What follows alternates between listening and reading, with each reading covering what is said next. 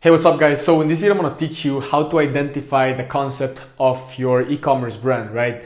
This is a very important step because you have to have this step before you focus on, posting on Instagram, creating ad campaigns, creating products.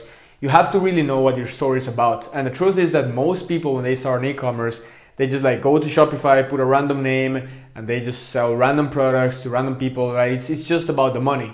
But when you focus on the concept of your store, this is really what differentiates your brand, what allows you to be successful in the long term, and what gets people attracted to the brand because of what it represents, because of how it makes them feel, because of the movement you've created, and not just because they just saw a really cool product that they've never seen before, right? There's a difference between impulsive buying and buying because you actually like the brand, right? Impulsive buying, you don't really care where you're buying. You're just buying because you like the product. And that's really what most people do with dropshipping. They don't differentiate themselves. They don't have a movement. They don't have emotions attached to the products or the brand. It's just about finding a product fast, making money fast, and then, like the churn and burn model, which I call it. So I'm gonna help you identify the concept. So the first thing that I wanna tell you that has really helped me is to really think what's gonna make my brand different. This is very, very important. So concept number one will be differentiating.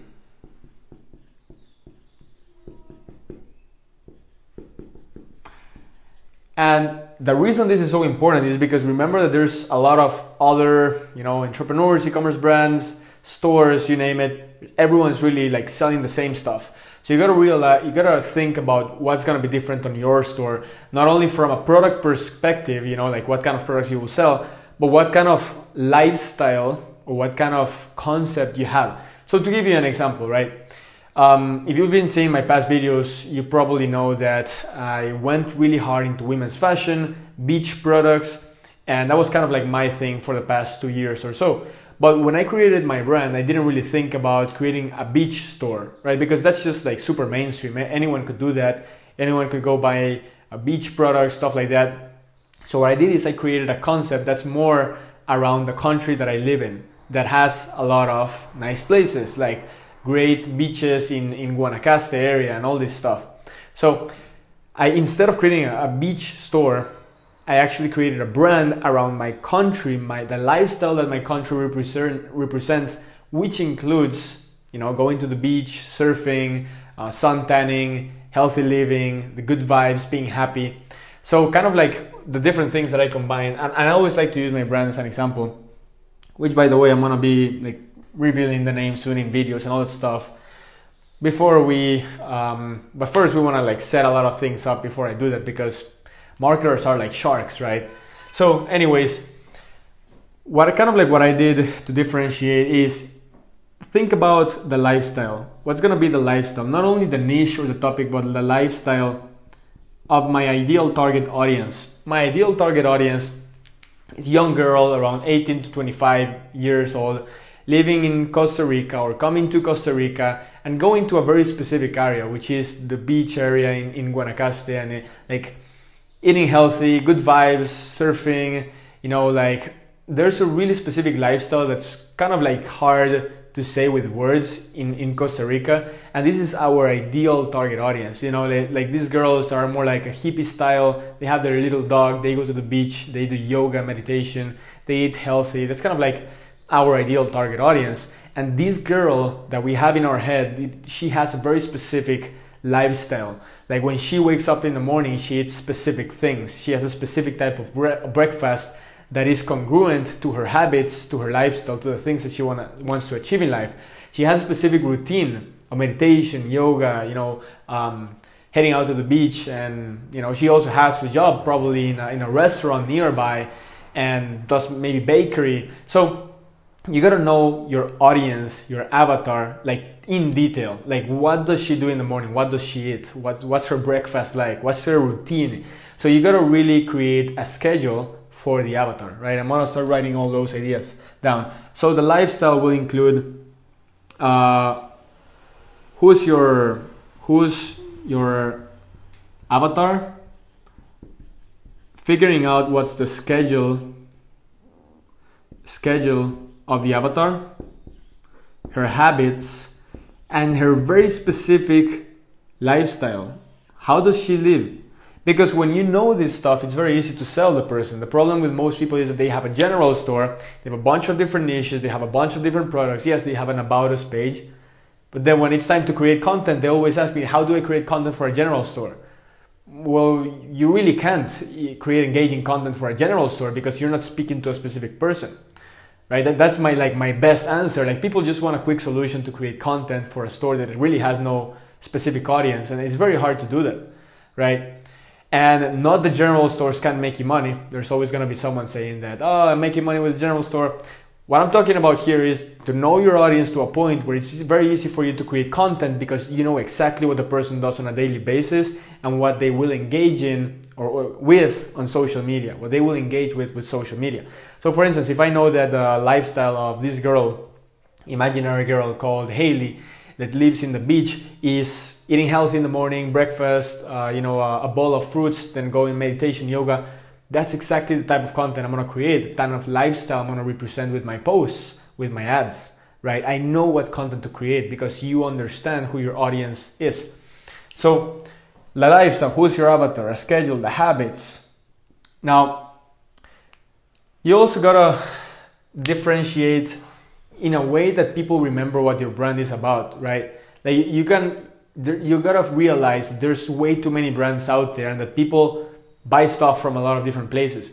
What's gonna be this thing that's gonna differentiate your brand, that make it different from everyone else? We decided to kind of like not only have a very unique and specific lifestyle for our branded store, but also have a very specific cause, right? The cause is what allows you to add emotion to the business. There needs to be some sort of emotion, pleasure and pain attached to the brand, and this makes it very, very easy to sell. So the reason I'm telling you this is because, okay, let's say that you have a very unique lifestyle, you have a very unique audience, and you have great products, right? So you kind of like have a pretty good formula to start getting sales and making money. But when you add emotion to the products, it's very easy for you to get impulsive sales without having to be finding the next winning product on AliExpress, right? When you add emotion, it gets impulsive, but it's the good impulsiveness. It's not the impulsiveness that, allows you to scale 30 days and your product goes down and you have to find another one. It's a type of impulsiveness that gets people to buy your stuff day in and day out because of their emotions, of what they believe in, or what they want to do. So emotion, we decided, okay, we could just like create a cause that's like dolphins or whales or stuff like that, which is cool and it's congruent with the lifestyle that we represent, or like maybe clean up the beaches, the trash in the beaches.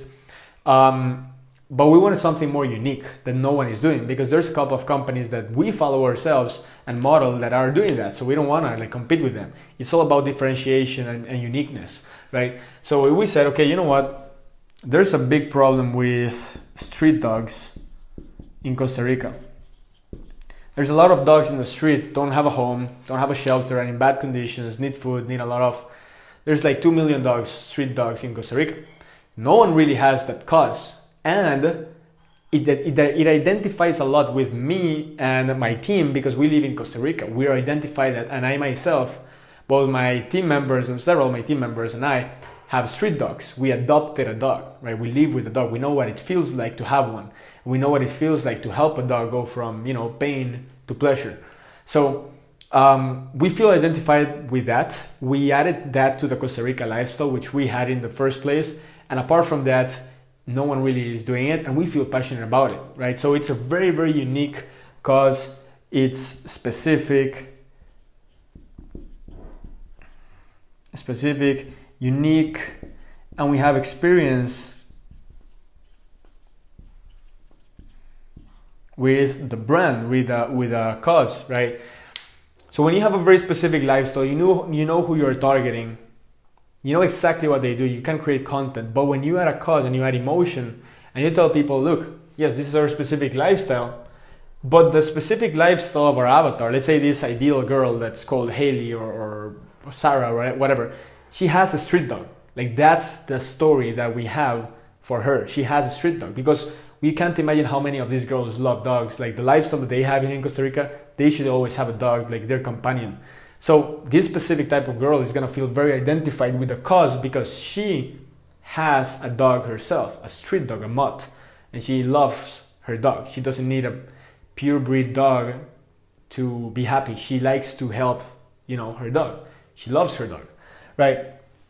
So differentiation, you gotta differentiate through the lifestyle, you gotta differentiate through the cause, and you gotta differentiate too with the products. So if you just take any design, if you go to Facebook and you start making research and you see a ton of different brands having successful designs and you just copy the designs and you copy the products, then guess what? Your brand is not going to be differentiated, right? That's the big mistake. You don't want to be copying everyone. That's the biggest mistake. Like in dropshipping, you might make some money with that because you're just basically selling the impulsive product again and making some money. But on a brand, you don't want to compete, right? You want to dominate the area. You want to be so unique and people don't see anything similar. It's just your brand, it's your stuff.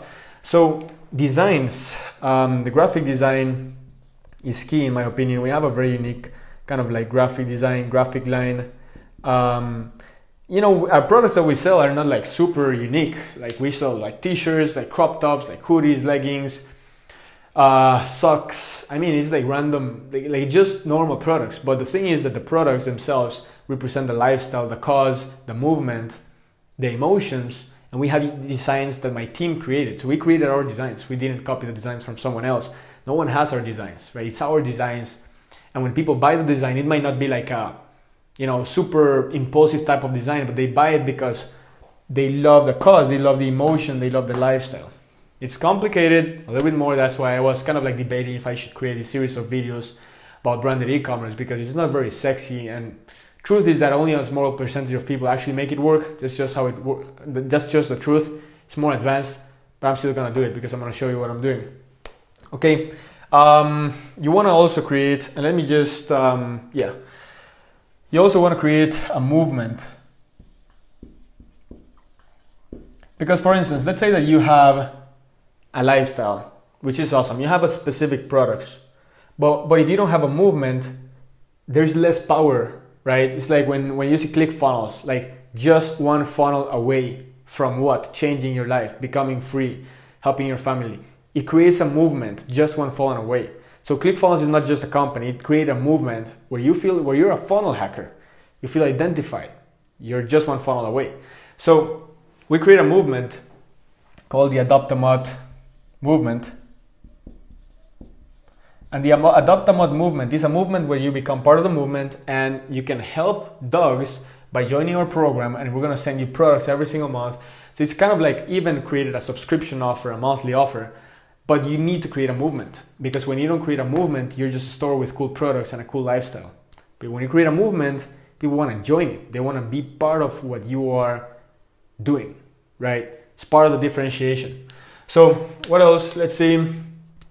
Lifestyle, the cause, the products, the movement. And in here, the lifestyle, this is really also the audience, but I'm gonna be speaking about the audience more in detail in another video. But this is the differentiation, guys. This is how you choose the concept of your brand. And I'm telling you my own brand. I know you probably don't care about my brand, and who cares about my brand? But it's just to show you an example of how you can apply it to yours, like my thought process behind creating a brand. So there's not a step-by-step blueprint. It's just like literally brainstorming. That's how you create it. Hope you enjoyed the video, guys. If you did, just share it with someone wherever you're watching this. Share it with someone, comment below, tag someone, and I'll keep recording more videos about this. Thanks for watching the video. I'll see you soon.